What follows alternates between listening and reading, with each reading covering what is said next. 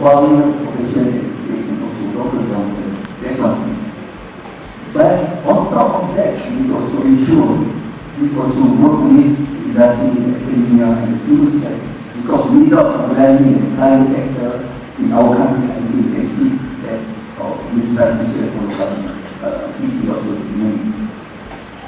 Perhaps collaboration with this methodology we call first. First, we talk about beyond funding, we talk also about infrastructure, regulations, balance, and technology. First is critical because we cannot just narrow down our thinking, our implementation plan, just focus on funding infrastructure development. Secondly, in implementing this, we need resources, economic, accessibility, digitalization, and social.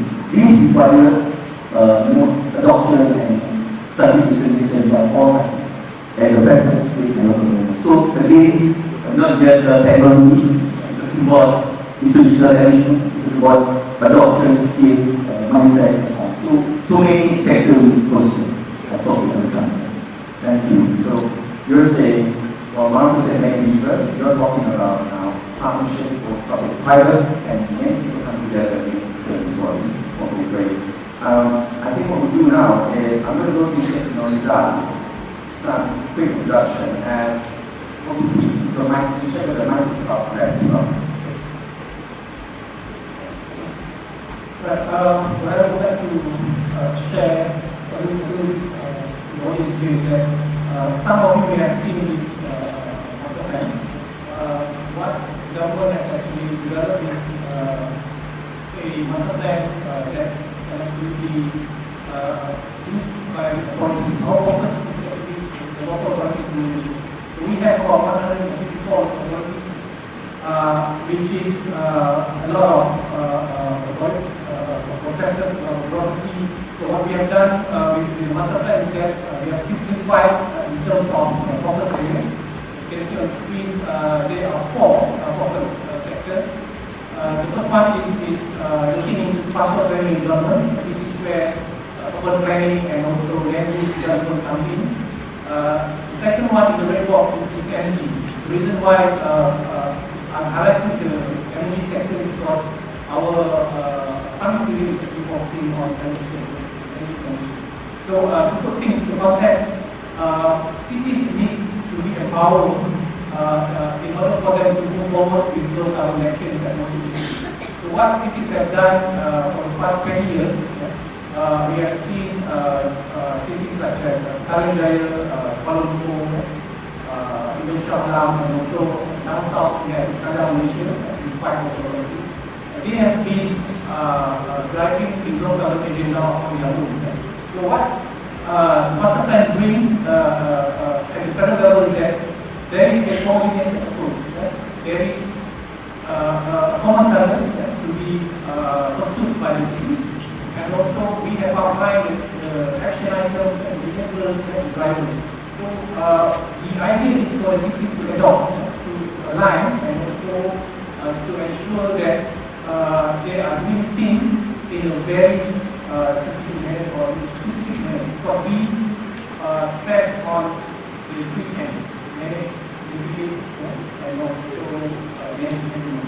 So when we talk about management, it's not about baseline, setting out baseline. Because when we want to track our emission reduction, we need baseline. So based on that, we will actually manage good activities. And in terms of mitigation, of course, there is action, but mitigation will always be the front line of defense. Instead of, as much as possible, we try to problem. I think I'll stop there for now. I'll be happy to share more. Okay, thank you. So I think what jumps out when you said now is that there's 154 municipalities around Malaysia, and that's going to be a lot of coordination work and policy support. Thank you. Next time, can I ask you to give a quick intro, please, and not related to any work, but that's more than that. Thank you.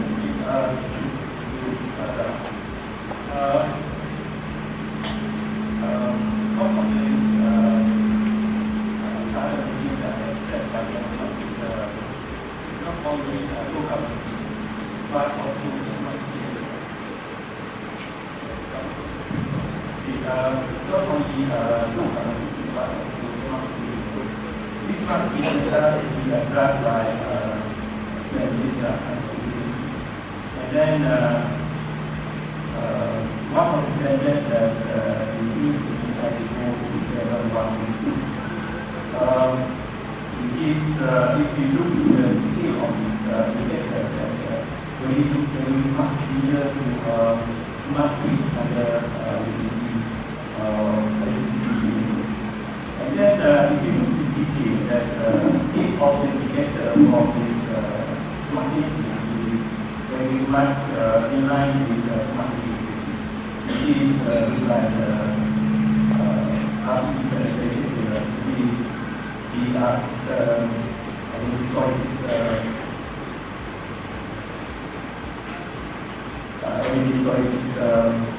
and smart security, low capacity, for example, which is 14 people comfort. We will be, yes, we will be installed electricity, and then from that result, we study after 1 year we saw that we can increase about 40% of the increase same luminance, the same brightness, but 40% increase of electricity, maybe 1% reduction of carbon. And then another thing very important is also to reduce smart security. And then the last is AI for smart meter. So when we include this thing in this, at the same time we increase what we call smart city. So by doing that, also our network, also we can give more visibility to the operator and then give a better experience to the customer. Hopefully we can increase our ability for network also. Thank you. And I can share this. Every time I speak to Haji Zahari, he keeps on talking about 2050, and he keeps on talking about the readiness of the grid, whether it can handle for all this new demand and even the intermittent supply of new energy. So I hear where you're coming from. Dr. Raskan, let's go back to you and probably tell us a bit more about the initiative itself. How you said that partnership is probably the goal to share with the companies. Not what I have to example where we collaborate not just locally but also with the international partner in implementing infrastructure. And the global development facility for overseas, we work closely with EU, and then our local partner is PPAG. And then on that we have a state-owned our partner. So under this project, the whole idea tries to provide integrated approach implementing infrastructure in the context of economic, social, and development aspect. So we are focusing on 4 components: policy aspect, capacity building aspect, awareness, and years grounded in development. We are among 28 cities being selected and then involved in every country. So this shows the commitment not just at local level, but also working closely with the international partner operator, also equal. Because again, when the decided to sell at Malacca, that show also the uniqueness of us as a country to demonstrate the working model together with the global community. So not that we not stop here, because we have the KDI and also local partner like to take care, follow through whatever planning and also regulation in the manner. But again, during our communication, one thing very obvious: the engagement of people, especially at the community level, is very, very difficult. Because they are the one we always put at the last. Unfortunately, we are the ones supposed to beneficiaries of this. So I still remember when we had convince the key stakeholder, especially the leader, will ask me, what you try to bring to us? Are you able to whatever you can what's in it for me, right? Exactly. So again, we thought we always focus on the supply side. We never think about the demand side. So it's important for us to have balance between supply and demand. Our approach also should focus on it. So this is very, very critical for us in terms of talking about the vision of whatever ED or transition initiative. We always believe because we are so technologically, everything should be led by technologists or people who are familiar with definition of what ESG, what of the what is abnormal. But finally, the real resource we have, I can give my son, my children, if they are part of this, like you are now talking with the application, internet and so on, you should also position or subject ourselves to a test. It's no longer alien for them. Don't underestimate them. Because my children, much later, what will do than this sometimes. Okay, Dr. Raslan, sorry, I apologize. So to me, again, another angle I need to highlight when I had the opportunity to have a roundtable discussion in Singapore last weeks. One of the important elements highlighting is actually back to the social sector. Because we need to provide equal access, equal opportunity, but we cannot have readiness and also the ability to absorb and adapt and practice. So I think again it's a social fundamental to not just only technology per se, but the people of economic social per se. The readiness, the mindset change, the professional development, the technical knowledge should also equal the emphasis of equality, but also. I think you probably brought up the point where everybody thinks it's a technology discussion, but you're not saying people is actually more important.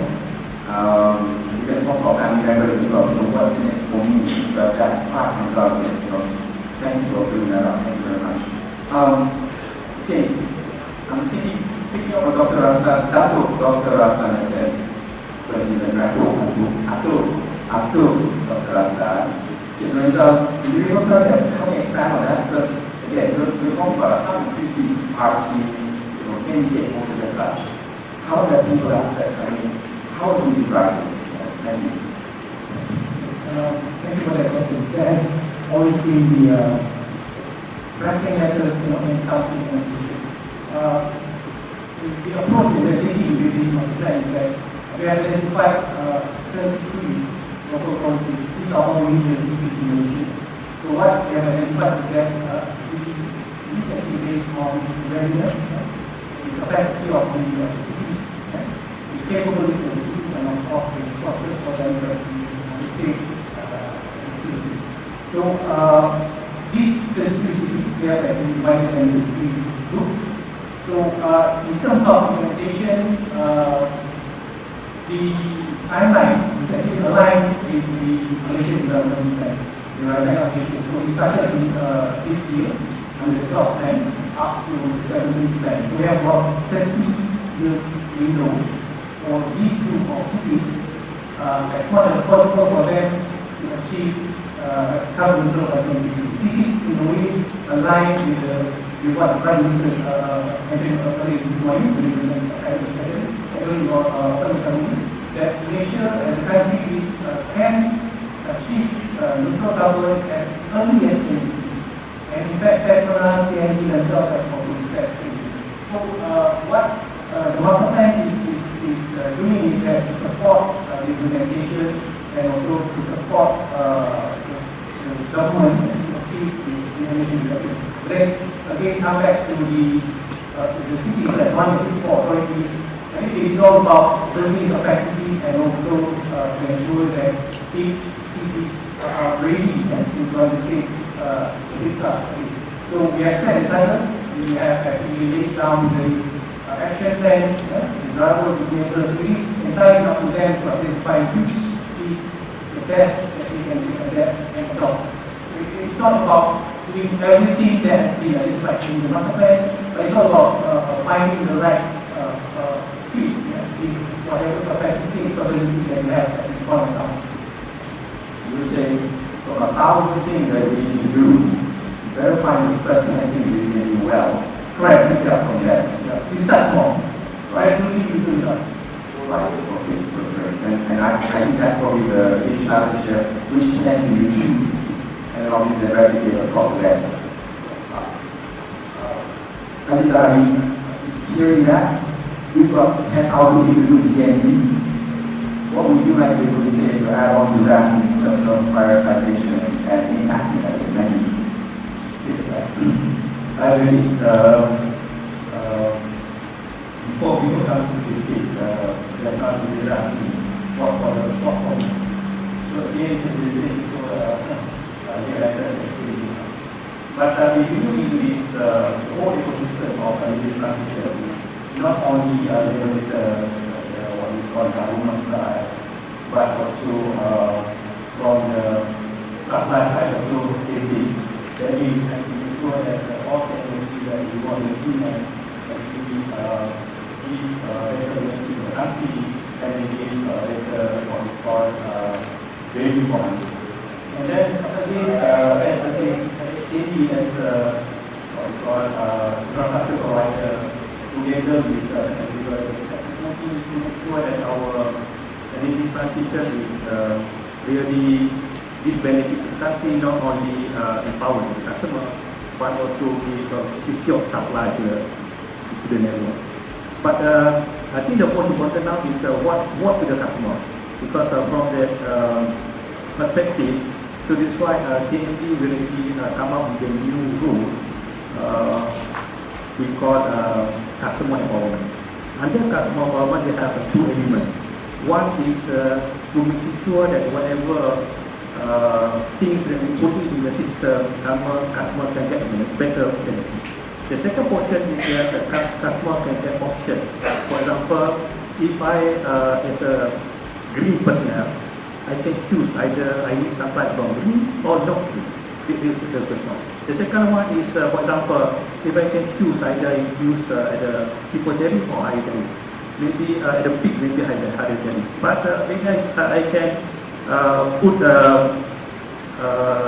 something device that not charging at the high tariff, but maybe at the night, the quality that can actually. The second portion is that through these new technology things that we implement by TNT, customer can get better visibility in terms of usage of activity. So from there they can control either through put a better mindset that the better less consumption of energy to install in the applications, for example, the corn, and then they have a better energy visibility.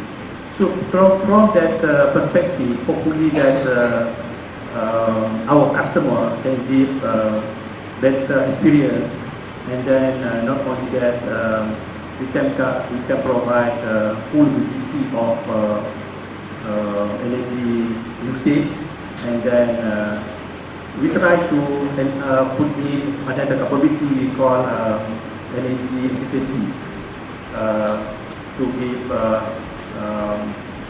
better what we call customer insight. So by doing that, but of course we need money to invest in terms of infrastructure, in terms of capability to receive more RE to the grid. But if you know that, for example, energy from solar panel, a lot of people putting solar panel at the house and put as a DR system. But actually solar panel is not the stable system to the grid. So at the grid side, we have to make sure that we put in energy storage system to balance out all this non-certainty of electricity. So this from utility point of view. So that's right. So look, I'm thinking about it from the three panelists so far. It's people, working with people, small success. Haji Zahari, you're talking about awareness of the customer about what small impact they can make at home in that way, and that's actually doing the customer. I like what I'm hearing so far. So, Marco, are you seeing similar things overseas? Are we doing the right things over here? What else can we do better? Thank you. No, definitely, and the other panelists actually mentioned all the key points I wanted to mention as well. I would add one thing, and this is the pathway. So many people actually expect these things to happen overnight. This is definitely not possible. Not only because of the grid, which requires a lot of investments, not only because of the orchestration, which requires quick wins at the beginning, which are very small steps, and not only because of the behavior of people, which also takes time to pick up. So I would just mention a couple of things that we see overseas, but we also see here in Southeast Asia, that are kind of levers which are, I would say, the key movers in the decarbonization of the cities. So everybody is of course talking about the green energy and the renewables, and this is something which is picking up here in Southeast Asia as well. We are all aware about the solar Nova project in Singapore. We are all aware about, even in Indonesia and in the Philippines, about the attempts for the solar rooftops. And of course, also to mention Malaysia here as well. And there is a lot of incentives which can be put in place, not only the net metering, which everybody is mentioning, but also the incentive to buy the equipment, so the solar panels, different levies, so different impacts on the tax reductions, or different kind of lines, credit lines that can help. So this is something what is on top of everybody's mind. The second thing which is on top of everybody's mind are the electric vehicles.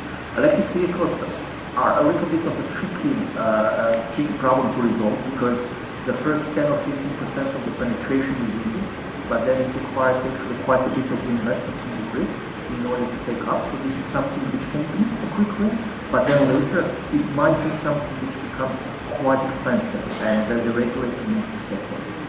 But there are some other things which are not typically on top of people's mind. It was mentioned the people's behavior. So it's not only the supply, but also the demand.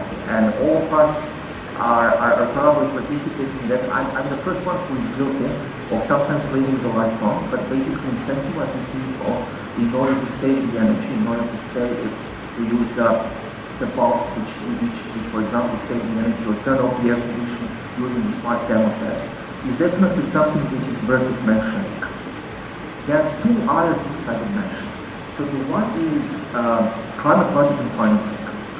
All of that doesn't necessarily come free of charge or with a benefit. So it's important to start applying it. And this climate budget and financing is something what can be organized on the city level. So basically the cities themselves from the city budgets can actually help. And there are multiple examples. For example, in China, where the cities themselves incentivize the building owners in order to refurbish the buildings, in order to increase the insulation and actually improve the energy efficiency. So this is something which is very, very important. So all in all, it's a pathway. It's if you want to jazz between the different levers. The combination of levers will depend on the environment, and it will also depend on the structure of the city themselves. All right. I think one thing you picked out right there is that ASEAN also has elements of actually implementing some of this, and obviously then for us just to be able to put it together, Malaysia could be a shining star in ASEAN, right? And I think that's what I'm hearing from you. I'm going to try to conclude very quickly before we take questions and answers. Could I just take the last 1 minute closing thought from each of you? Shall I start with Cik Norizal on that end?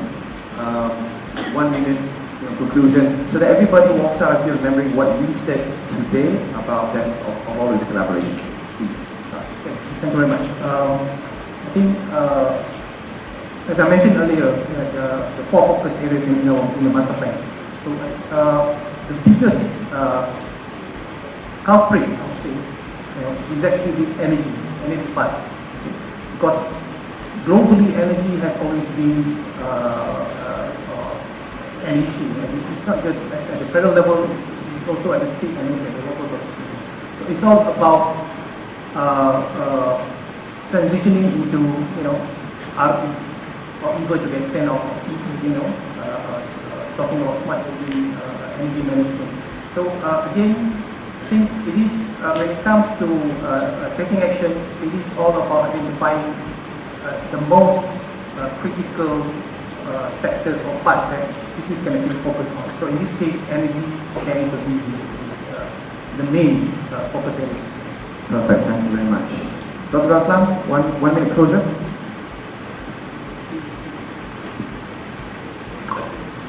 Back to public-private equipment. Yeah, that's the only way forward.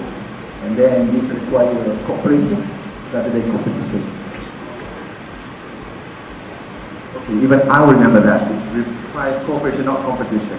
We're all friends here, okay? So everybody's friend. So whoever is not a Chelsea fan, I'm your friend, don't worry. And I know the Liverpool guys are all smiling. Sometimes they're kosong kan, tak apa. Baru one match. That was just one, don't worry. Haji Zahari, 1 minute closure. What's on your mind? What would you like the audience to remember when they go home tonight? Okay, at the post, you can see that one EV car is orange color. So if we look into the current maximum demand for electricity in Malaysia, about 80 gigawatt. If you look into the 2050, maximum electricity demand for EV goes up to 8 gigawatt. That means about 50% of current demand actually for electricity electric vehicle in the future. So you can imagine how big is the capacity for our future electric vehicle. So this is our challenge.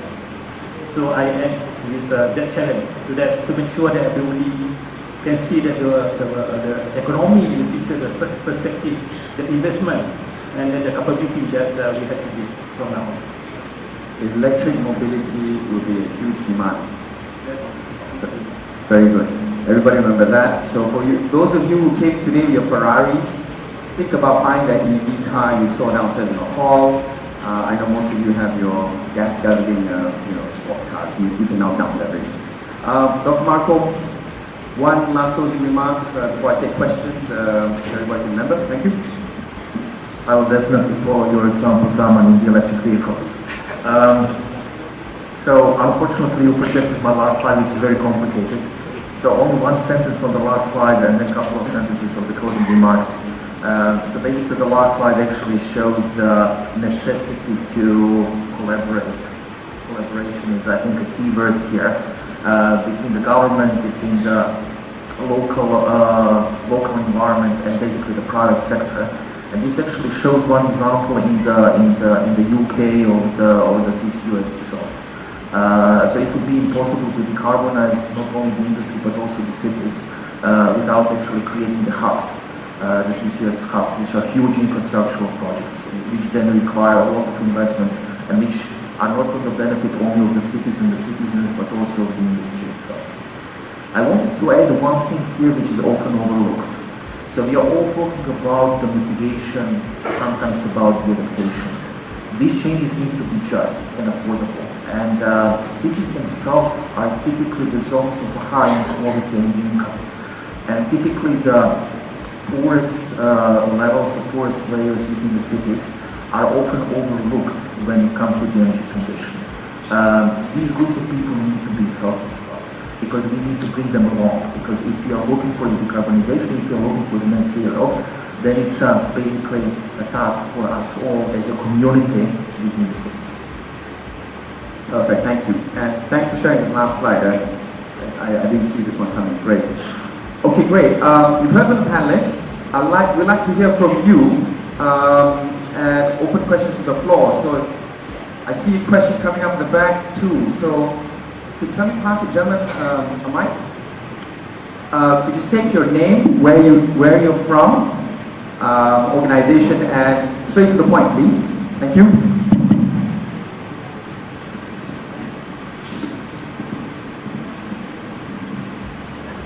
Thank you. My name is Abdul Murad. I'm from the Public Works Department, Malaysia.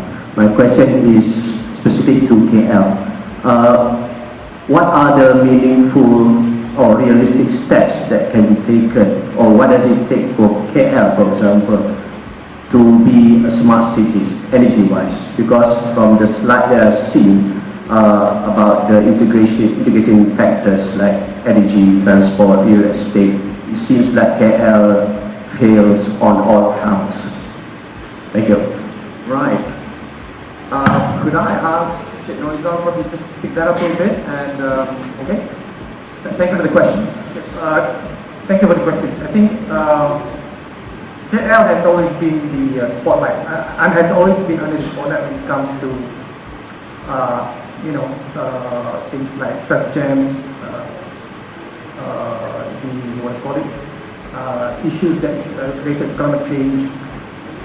I think as a metropolitan, KL, like it or not, it must actually focus into look into areas where it can actually where KL can immediately tackle things like, for example, if you look at traffic jams in Kuala Lumpur, right? So there used to be this idea of imposing traffic charge, those kind of things. It doesn't go well with the masses.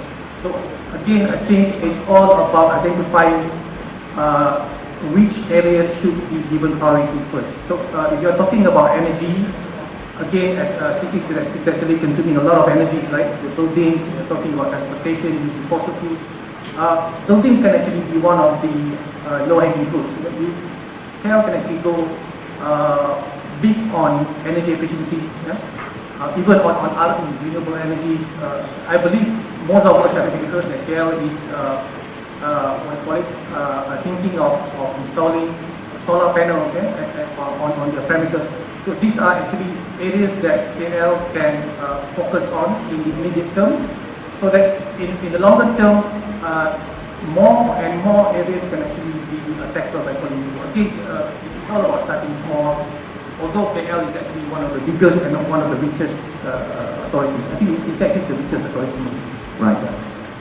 Perfect. So I'm hearing focus is that. So let's prove us right that we can do this. KL can be a smart city. I hope that would be a good solution. Could I take another question from the floor, please? Great, gentleman in the front right here. Mike's coming to you. Name where you're from, what football club you support, and then we'll decide what answer comes across. Yeah, thanks for my favorite time. My name is Alan Sandosham. I'm an environmental consultant. I have a question that kind of ties our morning session with. We talked about preserving our forests. And before we go and be a smart city, KL has about, I think we, in our groups, identified 70 or so projects where our green spaces are being not just increased to kind of abate climate change, but are being lost. I mean, we are losing battles all over the Klang Valley on green spaces. And if you don't have to go far to see new developments that have come on in green areas. So how do we address that before we go to the high-tech solutions? Fantastic, thanks. I'll ask Dr. Marco to start answering first, and the rest please help chip in because it's quite important that way. So probably about what's being done overseas as an example. Thank you very much for the question. So nature-based solutions, I think that this is one of the key elements in this equation. Because everybody's talking about net zero, hoping that we will reach net zero by decarbonizing.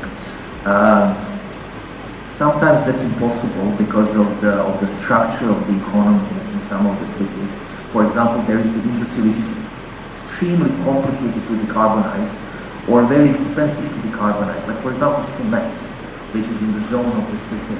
And in those cases, actually nature-based solutions play a key role as a carbon sink. There is no simple answer to your question. For what we see, it's always the commercial mechanism which actually helps, and these are the carbon credits. So if you have a carbon credit market which is credible, which is verifiable, so basically you are able to certify that the carbon credits are coming really from the forests which exist and not which are planted and then cut down.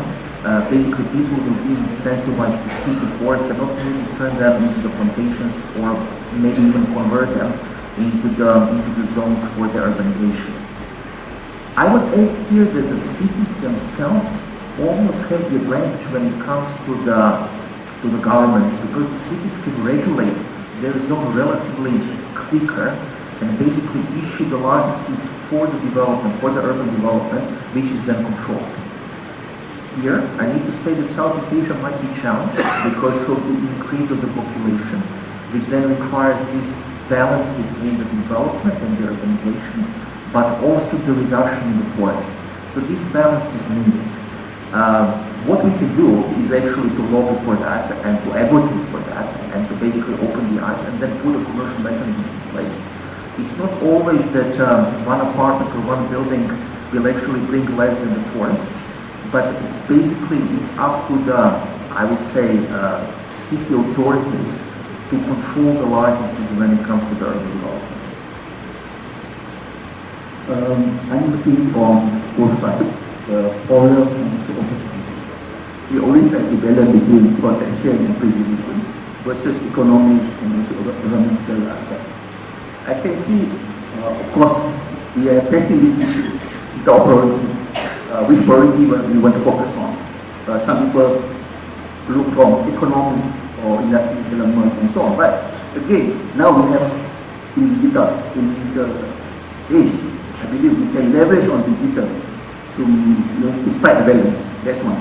How to do that? Okay, now through the device to digital, I believe we can educate people.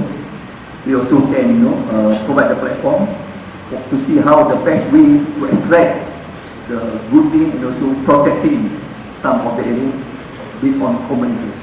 I think again, I believe this should be a win for all, not just win for, so to say, environmentalists, also win also for the citizen and also the decision maker in terms of protecting and preserving our environment and our forests. That's my opinion. I'm going to remember that win-win-win. There's all three parts, and you said PVP as well, right? So great. Can I take one last question from the floor, because I'm seeing we're coming up to 4 o'clock. One last question from anybody?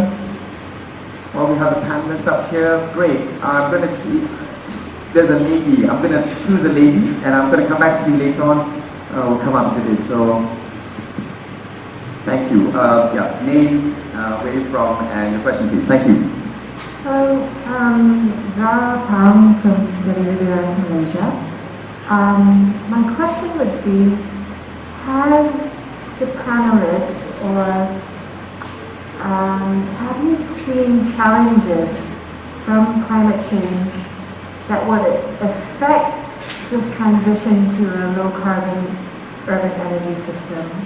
Have you seen those challenges? Have you seen, possible solutions, or what are the potential problems? Thank you. Great. The question is, have we seen the real challenges translate into what can stop us from actually doing this transition? Jizari, I'm going to ask you, could you probably try to answer that from a supply perspective as such, right? What are the challenges that face a city like Kuala Lumpur with all of this future demand coming up as such? So let's try to take from that angle, please. Yeah, this to me is a very good question.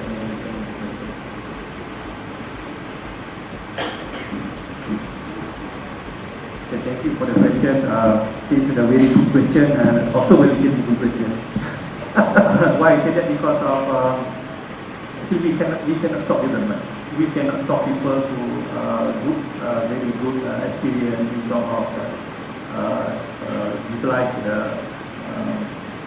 technology and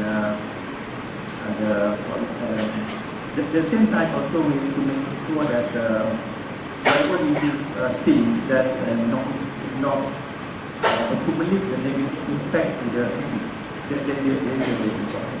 If we look into the energy perspective, for example, or let's say take Kuala Lumpur as a model. Just now our friend also asked same thing related to Kuala Lumpur Smart City. If you look into the indicator that Smart City put in the perspective of energy, one thing that I think very important for us to highlight actually how to make sure that whatever development we put in the city that not give negative impact to the society, to the environment, and then to the what we call the whole ecosystem. One of the very important element that everybody was thinking now is in terms of energy. How to maximize the energy that already produced in the city to recycle in the city. But Kuala Lumpur, they have an advantage because of the supply to Kuala Lumpur actually come from outside of Kuala Lumpur. For example, if Kuala Lumpur consume, I would say about 20% of the demand in the whole nation, in the peninsula. But demand actually not come from Kuala Lumpur. That means the pollution actually not from the Kuala Lumpur. The pollution may be at the surrounding, maybe from our station at the Port Dickson, for example. Right. So the pollution is outside Kuala Lumpur, but the demand in the Kuala Lumpur. But if you look in the perspective, actually,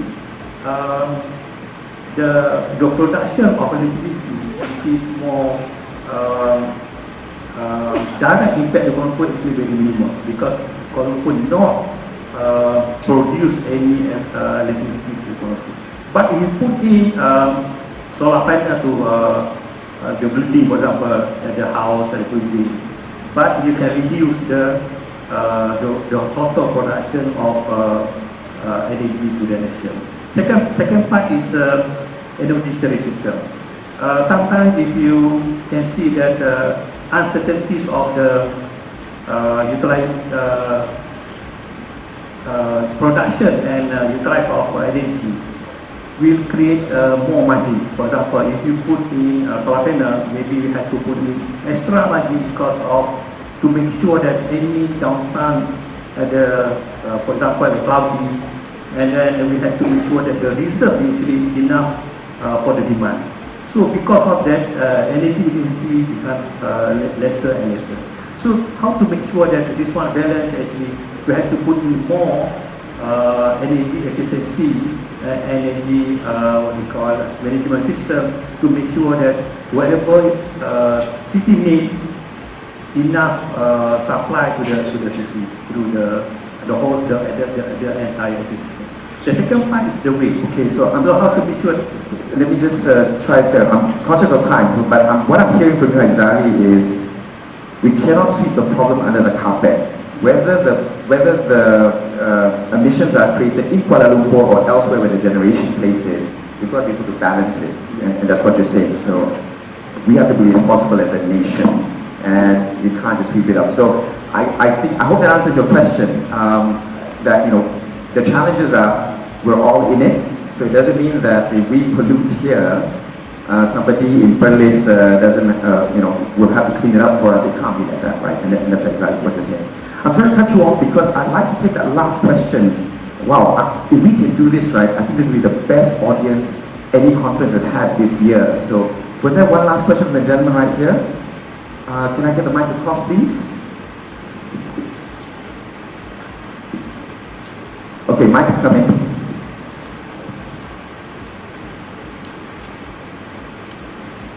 Hi, good afternoon, esteemed panelists. My name is Khairul Anwar from Petronas Campus Group. I'd like to ask, as a business enterprise, what are TNB's specific plans or initiatives in place or going to be implemented to help the government to achieve higher percentage of renewable energy in the energy mix? Ouch. Actually, I think you answer, I answer. Maybe I'll just take this 30 seconds, right? TNB, part of Genco, we are actually just one of the other energy providers here in Peninsula Malaysia. There are other IPPs as well, and the mix is now moving mainly from coal and gas, a good mix of 70%. We still got renewable energy of 30% here in Peninsula Malaysia. I think what's going to happen, I like what the panelists were saying here, it's going to be public-private partnerships. We can't do this alone. The transition over to renewable energy is expensive at this time. Technologies will get cheaper, and it's really a pathway. So the answer is TNB is working very closely with all the government agencies. We have a lot of tarik with them, and I have a lot of chats with them as well. But ultimately, it's really about getting everybody on the same page. And since everybody's here, it's awareness, right? Green electricity is not cheap, right? Grey electricity as it is today, we are enjoying the second lowest tariff in ASEAN. But moving forward, when green comes in and when it becomes significant, that's when it becomes expensive. So question is, can we meet the trilemma of affordability, security, and sustainability? So for that one, I'll have a tete with you later and we can have a chat more about that. I'd like to close out now by saying, first of all, thank you very much to the audience for being a great audience. A round of applause for everybody, please. And finally, to my fellow panelists, Dr. Raslan, Haji Zahari, the jazz fan, Dr. Marco, and the stargazer, Encik Norizal, and I can't say Atok, watch it. I have given you a new title. Thank you. A round of applause for them, please. Thank you very much. And that's me, Zaman, signing off.